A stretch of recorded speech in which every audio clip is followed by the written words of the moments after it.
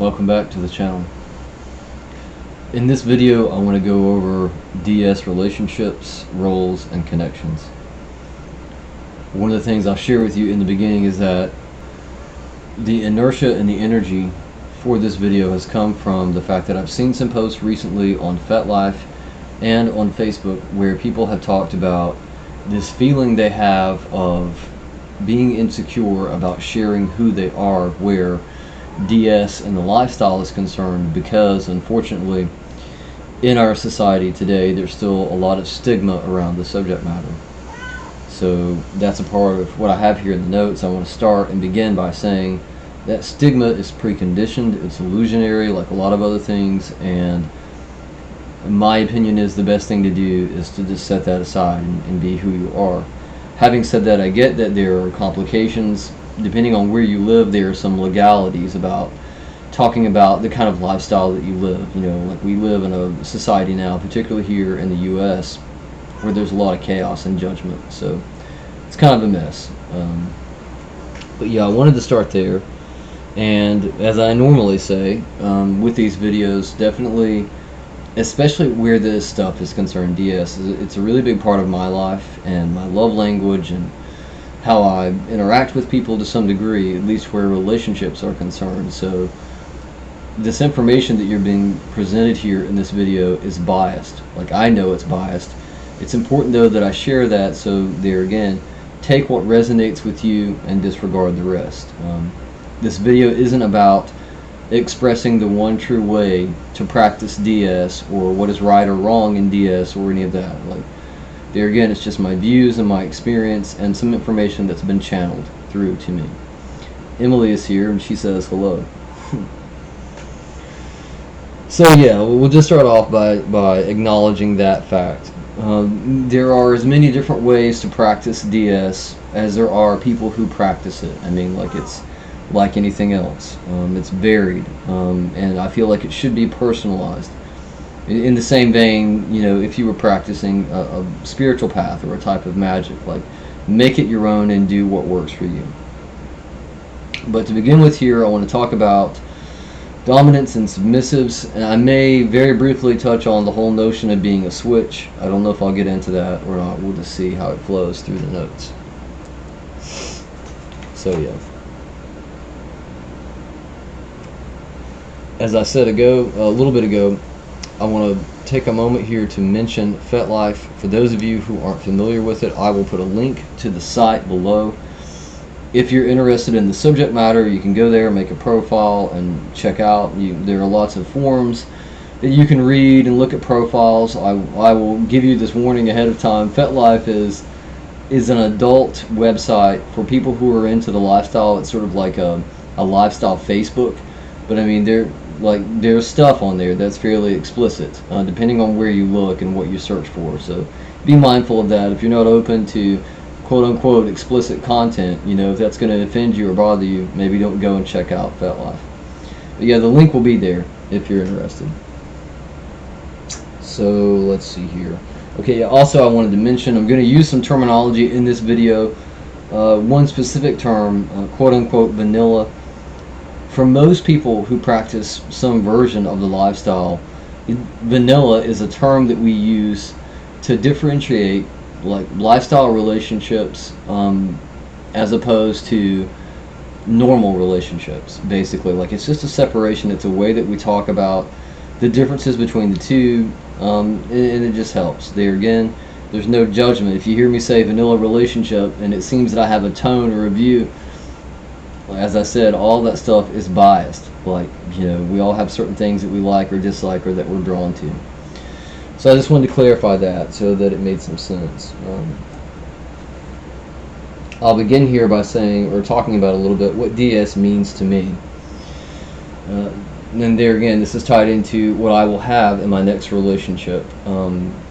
At the core of this, it's a sacred connection of mind, body, and spirit with another person. It's an energetic and a spiritual harmony where me and that person are equal in that energy exchange. Like, I feel that equality is very important. And also what I wrote here, we are equal in our love and desire for each other, where we inspire each other to grow, to move forward, to follow our hearts and our desires. So yeah, I mean, it's a big inclusive package. Some of the core tenets, though, for me, where DS is concerned, is servitude, connection, and power exchange. And there, as I said a second ago, all of that, in my opinion, needs to be mutually invested in, or you're going to have problems. Harken back to what I said a minute ago about vanilla relationships. I've been in some pseudo vanilla / DS relationships with people who learned from me very early on, because I'm open, that I was into DS, and so they were like, oh yeah, I'm open to that too, like, let's explore it. But for them, the idea or the notion of exploring it was very low key. Whereas for me, ultimately what I want is a real-time 24/7 DS relationship that's meaningful, and it has vanilla context and to some degree vanilla interactions, but also what I'm drawn toward is a level of protocol where that power exchange is, that's the word I'm reinforced. That's the word I'm looking for. So yeah, sorry, some of this is coming from the notes and some of it's just coming out via the channel. Let's see. Yeah, okay, so I'm going to share a personal story first and foremost to sort of get into this, as I usually have been doing recently with these videos. This harkens back to years and years ago when I was in high school. I ended up dating this girl and found myself in an abusive relationship. And in this abusive relationship, there were elements of DS, but you have to keep in mind that, like, we were young, we were kids, and this was during the time, believe it or not, back in the day when the internet didn't exist. You know, so like information about DS, dominance and submission, and you know, sharing that sort of experience. I mean, you could have went to the library and found some books on it, but it would have been weird and odd. Like, it's just, the culture wasn't out there so much in society as it is today. So yeah, my point there is that we didn't know what was going on, really. We knew some elements about DS, and that's what we were pseudo doing, but ultimately, honestly, it was abuse.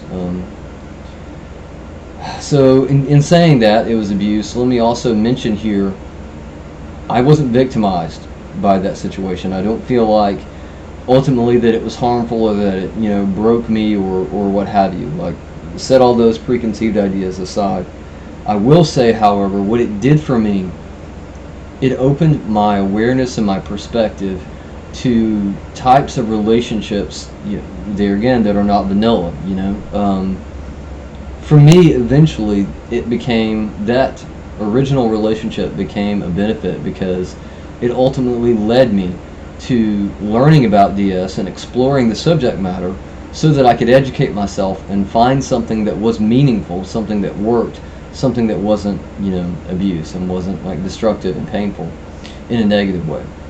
So yeah, for me, it was an intense situation to be in, but it turned out to be a really good thing.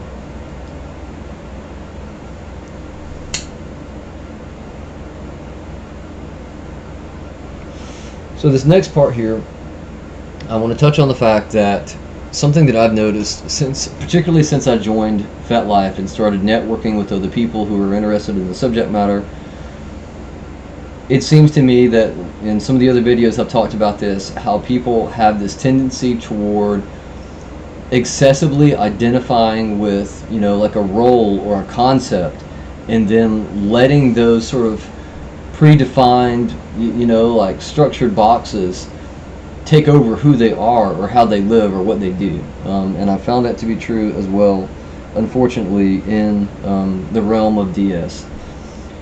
So yeah, I want to go into some big quote-unquote misconceptions of what a submissive is, what a dominant is, and that interaction. There again, as I said earlier, all of this is biased. These are just my perspectives, what I've seen, what I've noticed, and how I feel. If you disagree with some of the views that I'm going to share here, that's totally cool. The important thing is that you do you. You know? So yeah, for me, I'm going to go into some misconceptions about what it means to be a submissive. being a submissive doesn't mean weakness or that you're a weak person. Also, I'm going to say here, I think for a lot of people, there's a tendency to confuse the word weakness or the thought of weakness with vulnerability, and those things are very separate. Weakness, in my mind, is a lack of self-control, an inability to step into a place of personal power and handle yourself or a situation. And there again, there's no judgment. Like, if that's the case for you and how you live or how you move through that space of being a submissive, do you and do that. For me though, like, that doesn't resonate. And I will say, I think vulnerability is an important part of DS, both on the side of being the submissive and on the side of being a dominant. Also, with mentioning vulnerability, I'm going to plug something here. There's an amazing video on TED.com by Brene Brown, and I probably butchered her name, but anyway, she's a really interesting woman who did a talk about vulnerability and compassion. If you don't watch any videos from TED this year, go and see her video on vulnerability. It's amazing and wonderful. It's been out for a really long time. Most of you watching this video have probably heard about it or have seen it. So, but yeah, go and check that out, and you'll have a deeper understanding of what vulnerability is, how important it is, and how it can empower us as human beings. So yeah, moving on to misconceptions of submissives. Submissives also aren't incapable of making decisions. They don't necessarily need to be led, and also they don't need to be changed or fixed. Now, that's not to say that when you start a DS relationship with someone that they can't inspire you to grow as a person. Or if you're struggling with something, they can use their dominance to say, hey, I'm going to help support you by establishing some expectations and some rules. The thing though is, inherently you have to have that ability within you in order to make those changes. Someone else can't do it for you, and if you're only making those changes as a result of your submission to them, ultimately you're going to fail, because what happens if that person goes away, or if on Monday they don't feel like being dominant? Then you're going to move into this space where you're solely relying on them and their feedback, and I mean, that's just in my opinion, that's a no-win situation. So yeah, be mindful of that. Don't go into deciding that you're going to explore submission and think to yourself, oh, like, I have these problems, but I'm going to find an amazing dom who's going to, force me, like, to be better or to do better or whatever. That's an illusion. Don't go there. Let's see here. Yeah, okay, like I said a minute ago, and I'm going to keep sort of reiterating that here, because there again, we all do this differently. There are, and I've noticed this via my experience and time on FetLife, there are some people who have chosen to enter into their role as a submissive, and they've decided for themselves, I am doing this because I'm weak, and they've made that choice to sort of tie themselves to that identity and that perception of themselves. And there again, if that works for you, then do it. What I'm trying to say here is that the word, the name, the role, submissive, like, it doesn't define who you are. To me, it's much more an act. It's a way of being. It's a choice. I certainly would not say necessarily it's a descriptor, beyond the fact that you could say one is being submissive if they are serving another person. But we don't have to get into the technicalities of that. But I just want to put that out there because, like I said, this DS is a very broad spectrum. And we're not going to cover all of it here. Even though I've taken a lot of notes, we're not going to cover all of it here. So, let's see. Yeah, okay.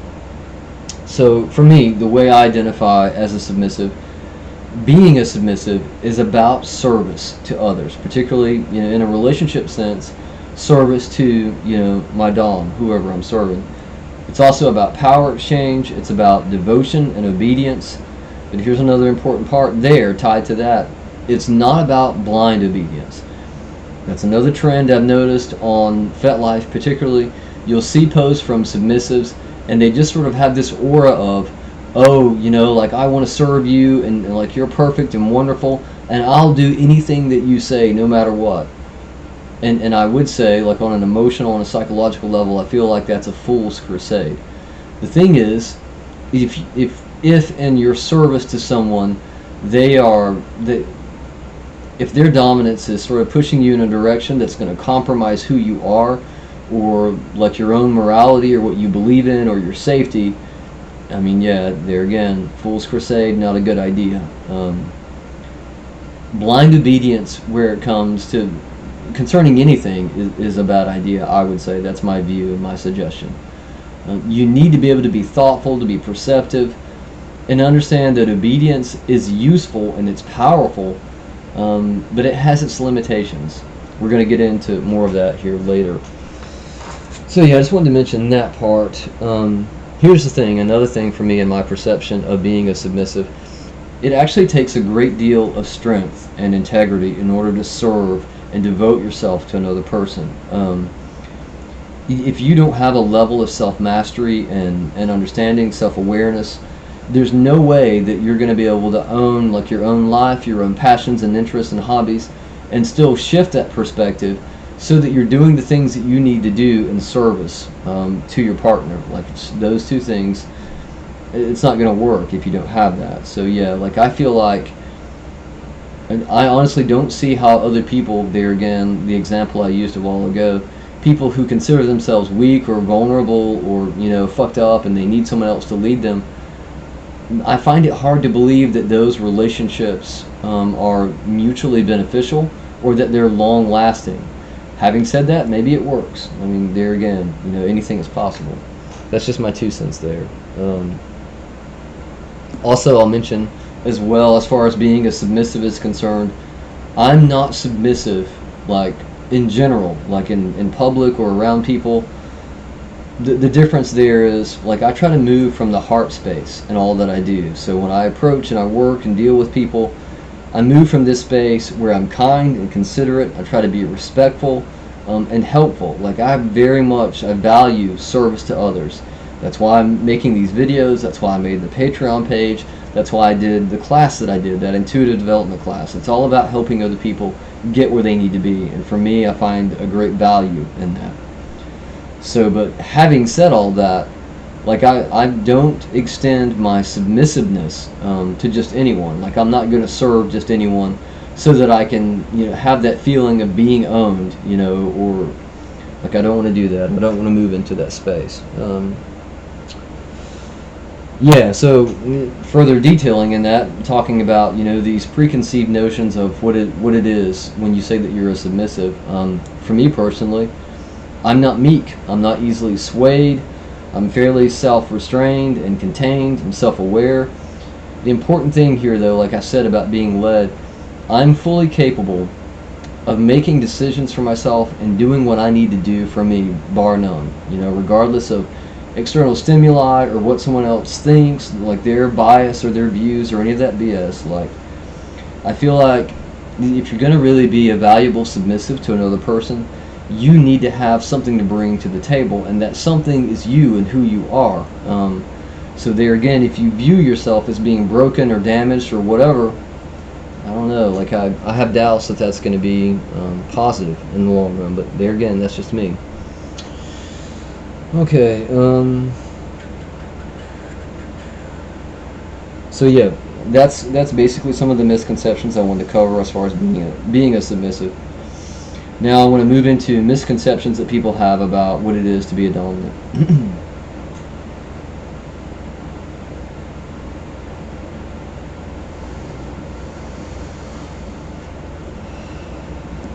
One of the big misconceptions about dominance is that they are somehow these, like, superhuman or superhero beings out there in the world who never make a mistake. They're always right.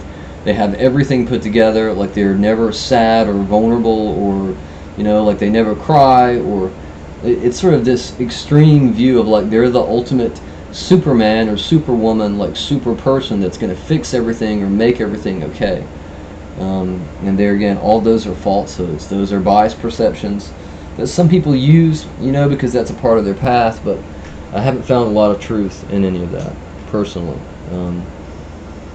And there again, there's thing they don't have it all figured out, because inherently we're all human beings, which means there's a potential for flaws and making mistakes and having days where we have to lean on someone else. And that's something specifically that I wanted to touch on here in these notes and in this video. Is I feel like some submissives view their partners in the sense of, like, they're focused so much on the role that when their partner has, a difficult day, or their partner needs a certain kind of support or vulnerability or whatever, then they're sort of culture shocked. They're like, oh crap, what is it? Like, you're not wearing your super dom cape today, so like, I don't know how to handle this, and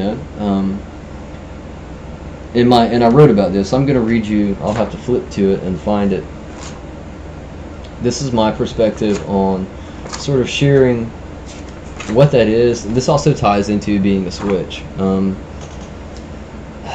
But I think this is also interconnected to any kind of DS, relationship where you're talking about a submissive and a dominant.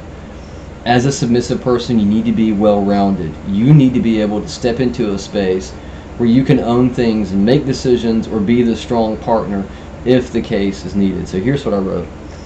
Ultimately, what I'm looking for is a dominant partner who genuinely wants the servitude, like they value, like their respect and the obedience of their submissive, but who also understands that I'm multifaceted enough to at least temporarily step into the energy and the role of a dom or a switch when they need me to, as a part of my service to them. And there it is. I mean, I feel like being able to do that, like, your relationship needs to be strong enough that your dom feels confident enough to be safe with you and vulnerable and say, hey, like, I need you to do these things, or I need you to shift, and then you need to be capable enough to move into that space and do it. And for me, at least in my own perspective, that is another part of service. That's why I've said what I said a while ago. Like, if you're going to move into a place and really be of value and service to another person, I feel like that has to come from a place of strength and ownership. It cannot come from a place where you consider yourself weak or inhibited, or that you need, some kind of energy or direction for another person to make it. Like, I think that's fractured. So yeah, sorry, that went very far. Now I've got to catch back up with where I was here in these notes. Yeah, they're not superheroes. Also, tied into that, and I'm going to hark on this a little bit because I've noticed it, especially on FetLife. Another thing here is, don't treat your partner solely as a role. I mean, and that goes for both sides of the slash, obviously, but I'm almost going to go as far as to say that this happens from the sub's perspective more than the dom. Subs have this tendency to just sort of focus on that dominance, and like, especially if you take it seriously, because you do move into a space where that devotion and that respect and that interaction that you have is real and it's powerful. There again, the thing though is, in any kind of relationship, ultimately what you want is a truthful, harmonic resonance and connection with the other person for who they are. That's the thing. It's not solely about the role. It's not solely about the fact that they're dominant. It's not just about how they look or what you're attracted to. It's also about who they are as a person, the experiences that they've had, like the music they like, vanilla common interests, those things. Like, it needs to be a full package and integration, rather than just a thing of like, oh, well, I'm a submissive and I want to be owned, and this person is interested in me, so we're going to go do that. Like, that latter approach is probably not going to be long-lived, I would say.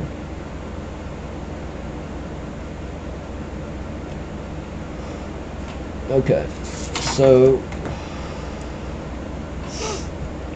yeah, now I'm going to share just some info on there. This is more biased and personal views on DS. These are my views on, in my opinion, what makes a good, quote-unquote, a good dom. Someone who has, first and foremost, what I've got here is someone who has a healthy confidence. And I want to break that down because I have met and interacted with people who called themselves dom But through interaction and talking to them, it became readily apparent to me that a lot of their dominance that they were putting out there came from a space of insecurity. So that's my point here. Like your dominance, your confidence, it needs to come from a natural space. Like if you have to use bravado and like some kind of illusion or BS in order to get people to feel submissive to you or whatever, I feel like you're moving from a falsehood to start with, and so that's a bad idea. So also, yeah, they need to have a genuine desire and a natural tendency to lead. There again, harken back to what I said earlier about some of the relationships that I've been in. I think for a lot of people, especially coming from that vanilla world, they have an interest in DS or something, and they're like, oh yeah, it would be great to be in a relationship where my partner was respectful and attentive to my needs and all this stuff. But that doesn't necessarily mean that they organically are drawn to being a dominant, or to having that type of interaction. Like those can be separate things. So yeah, I'm just saying be mindful of that. Like you can be interested in the lifestyle and take aspects of it into your vanilla relationship, but whatever you do, don't try to coax a vanilla relationship and make it quote unquote DS if it's not actually going to be DS, because they can be separate things. Let's see. Yeah, so confidence needs to be natural, natural tendency to lead and to be in control. I would say, a natural dominant is going to be hardworking.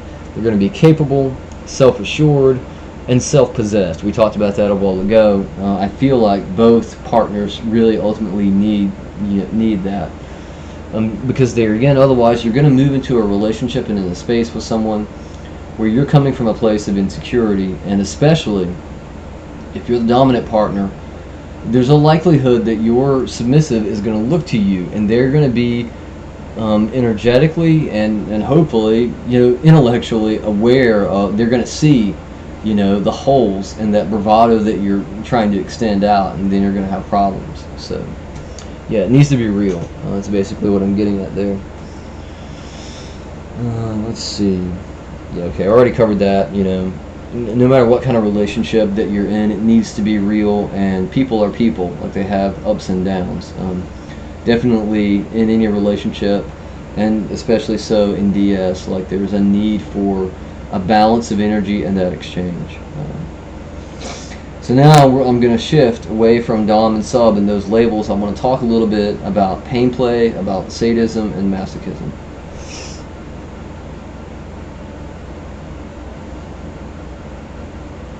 First and foremost, I'm going to share what I said earlier.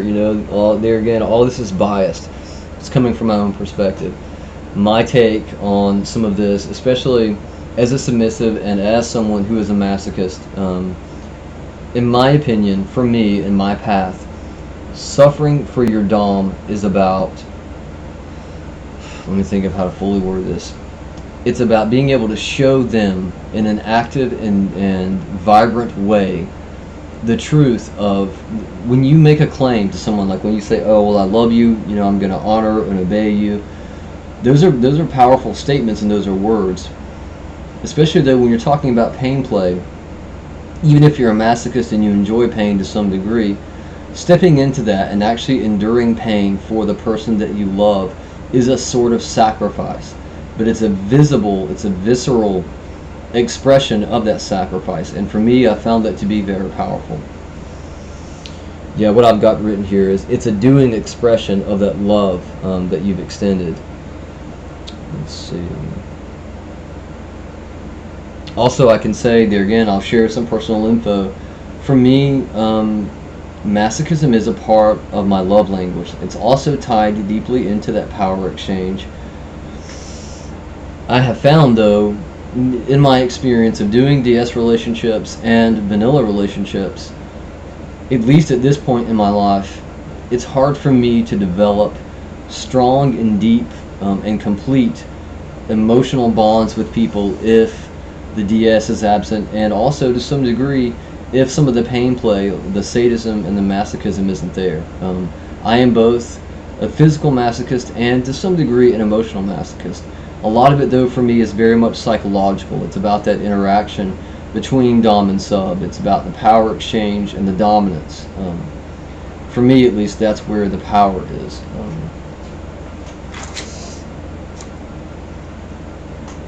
So yeah, I'm gonna go. I want to hark a little more on some of that right there in saying, in watching this video, obviously you know and you will realize in our society there's still some bias where quote unquote sadism is concerned, and I've ran into this experience in, as I said a while ago, like having some vanilla relationships that tried to merge into DS.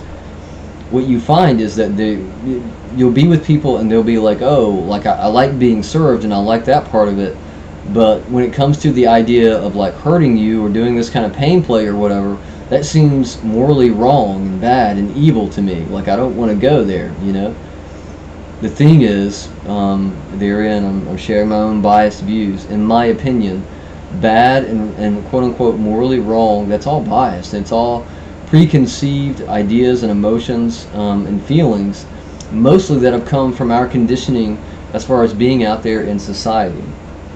Having said that, I will say, obviously, there are levels and types of sadism that are destructive and quote unquote abusive. I mean, if your intent is to hurt someone and you have no feelings for them nor regard you know, concerning like what your pain does to them or if they're okay or anything, yeah, like you can move into some dark spaces that are not, you know, harmonious. But there again, with anything that you do, there are aspects of light and dark and good and bad. So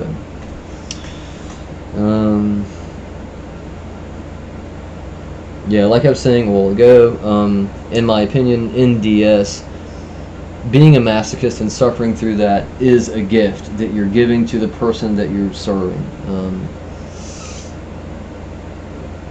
Also, yeah, like I said, for me it helps to fortify that power exchange, you know. Like I could liken it to, and I could share this hypothetical conversation with you that I might have with someone that I was serving, and they would basically say, like, you know, we're gonna do this tonight, like we're gonna experience this sort of pain play, and like I expect you to go through this in that way so that you show me this love that you're talking about, that we share. Like I want to see it and I want to know it and feel it.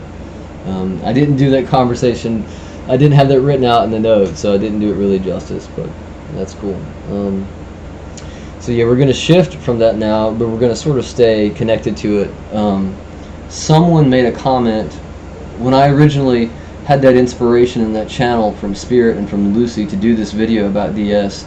I made a post on Facebook, and in the image, it's this man and woman kissing, and the guy, like, he's shirtless, but he's covered in blood, and she has blood on her hand. And there again, we're on Facebook where, you know, a lot of people have different experiences and perspectives and stuff. So someone had asked me, you know, why did you choose this image, you know, for that when you're talking about making this video about DS? The thing for me, well, let me go with the notes here, because if I try to wing that, I may really screw it up. Okay, so yeah, to me, in my opinion, blood is a sacred, magical part of the self. When you share it, like whether you're doing like ritual magic work where you're giving that as an offering to, you know, spirits, or if you're sharing that in DS as far as exploring pain play, you know, sadism and masochism, man, that's intense, and that's a deep connection. Like basically what you're doing is saying to the person that you serve, you know, I'm giving this to you as a gift. My blood is yours. And within the context of our relationship and our DS, you own me and you own this blood. Like you have that right to take it from me. I'm giving that to you. In my opinion, for me at least on my path, that's super powerful. I think it's very visceral. Also, I will say, like, it's just on a magical and on a spiritual level, I think it adds more power and more depth and more connection to your exchange.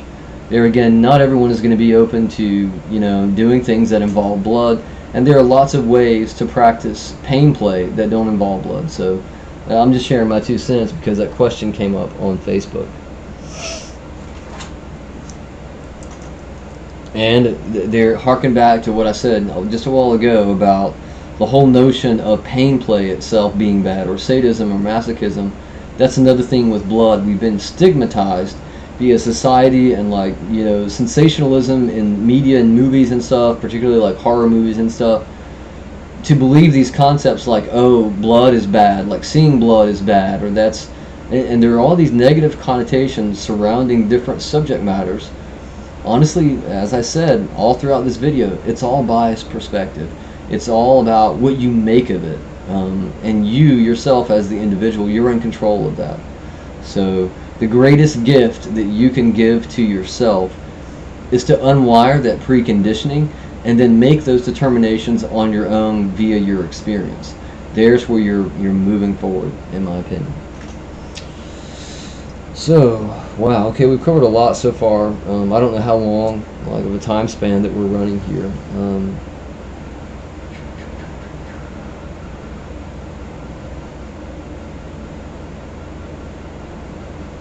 Sorry, like my notes here sort of got spaced, so I've got to find my point again.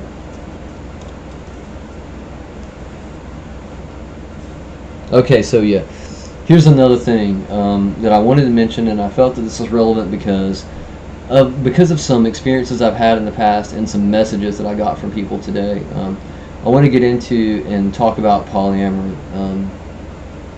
Therein, polyamory isn't directly tied to DS. There are a lot of people who have polyamorous relationships and they don't practice any form of DS, and that's totally cool. In the context of what I'm describing here, though, we're talking about DS that is polyamorous. So I just wanted to be clear there. Let's go back to what I had said earlier about the notion of, at least for me, what it means when you say that you're going to be a submissive and when you say that you're going to serve another person.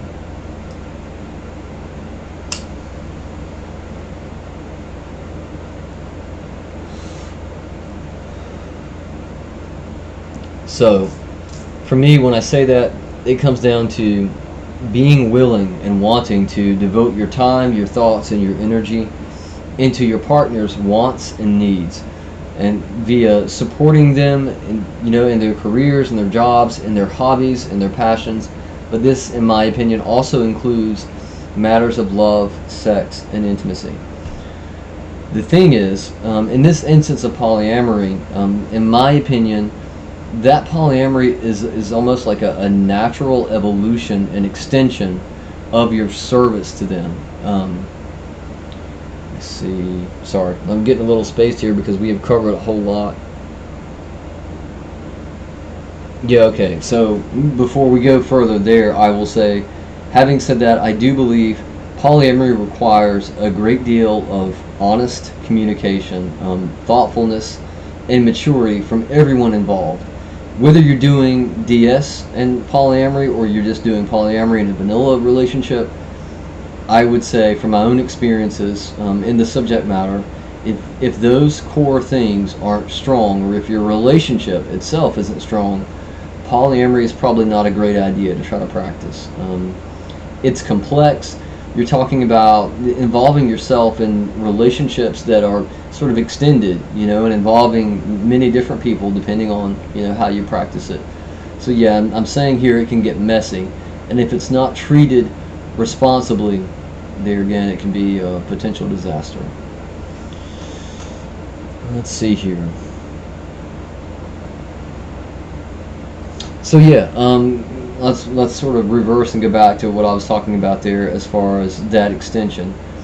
The thing is, it's another societal conditioning that a lot of us have gone through, as if to say that there's some kind of like judgment involved. Like if you're going to do polyamory and you choose to go and have sex with someone else, or go out on a date, or do something with someone else, there's this almost preconceived sort of biased view that, oh, if you're the other partner, then there must be something wrong with you or whatever. All that's illusion and it's bullshit. So you've got to move outside of that. For me, at least, in my own experience and practice of DS, like if you're going to say to another person, yeah, like I'm here to give you the service, I'm committed to your happiness, that extends all across the board. And that also means being open to them finding, affection, as I said, affection, sex, intimacy, and connection with other people, because the focus is for their happiness and your happiness.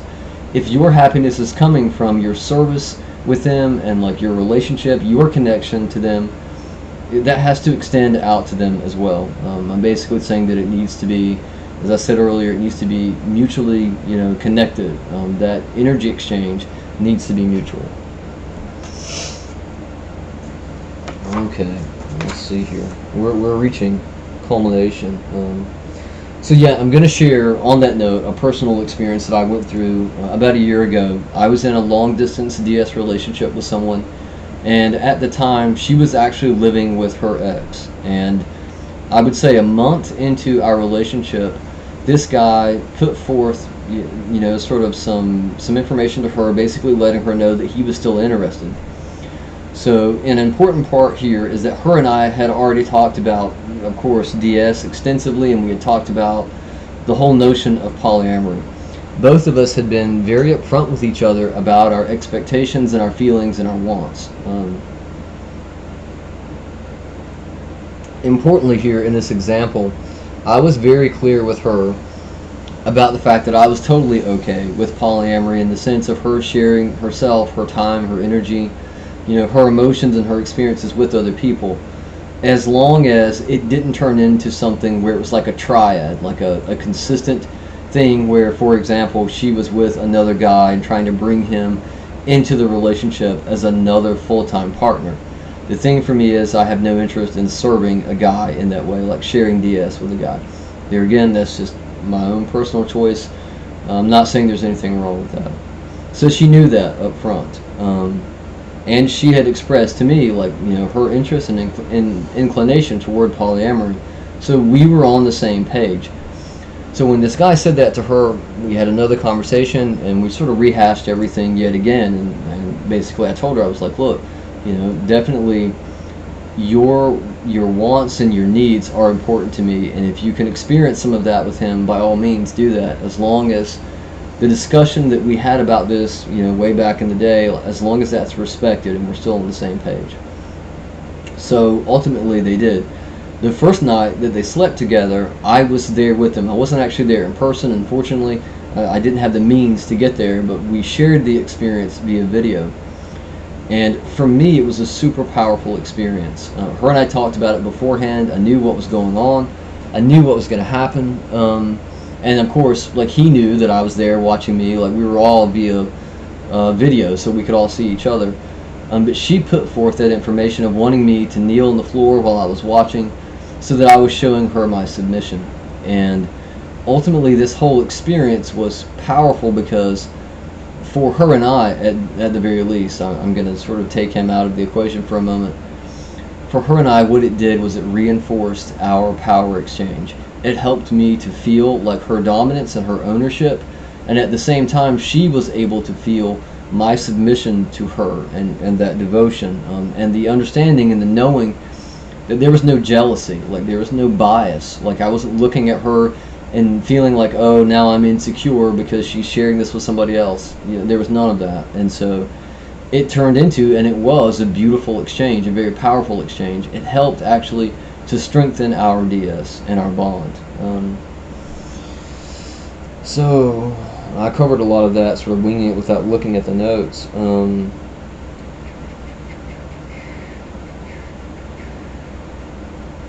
Yeah, so that was basically it. On that, I wanted to put that forward because that's something else that I have noticed, particularly on FetLife. There are some people who have chosen for themselves that their kink is that they enjoy that feeling of being lesser than, like the potential of watching their partner, have sex with someone else, and them, like themselves, feeling, inferior or whatever, like they get some sort of sexual gratification from it. There again, I'm not saying that's wrong or bad. If that's you and that works for you, do what you need to do for your path. I am saying, however, though, that you don't have to identify with that sort of exchange in that way if you don't want to. And I found for me that it was powerful in other ways and for other reasons. Let's see. Yeah, honestly, I think that sort of covers the bulk of what I wanted to get into here. Here again, I just wanted to share some of my perspective and experiences on the lifestyle as a whole.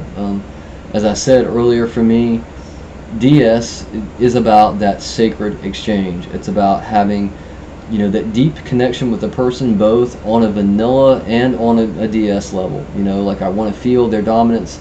I want to know that that's natural, and I want to be with someone who embraces and accepts my submission, and that exchange. So, yeah, I would say to you, as I said earlier about FetLife, if you're interested in the subject matter and you're not easily offended or freaked out, definitely check out the link. It'll be in the description of this video. You can go and learn some more about the subject matter from lots of other people, and sort of broaden your horizons. Ultimately, I feel like when you do things like that, whether or not you decide ultimately in the future to be in a DS relationship, that really doesn't matter. The more information and knowledge that you have, the greater your awareness is, and the better you can make decisions that are going to resonate for you, like on a heart and on a soul level. So that's just my 2 cents there. But yeah, as I usually say, thank you for your time and attention. Thank you for sharing space with me here. I hope that you found some of this information useful and meaningful. Yeah, I'm not sure what the next video will be. That information hasn't been channeled to me yet. As I said in the last video, for those of you who might not have watched it or caught it, the Patreon page is up and it's running now, and I'm getting everything set up as far as the classes and the work is concerned in the posts. So I will include the link to that. Definitely I will suggest to you, if you have taken that intuitive development class that I did on Facebook, then you know sort of the power of some of this information that's already been shared. So be open to checking out the Patreon page and consider joining. So yeah, like I said, thank you for your time and attention. I'll see all of you soon.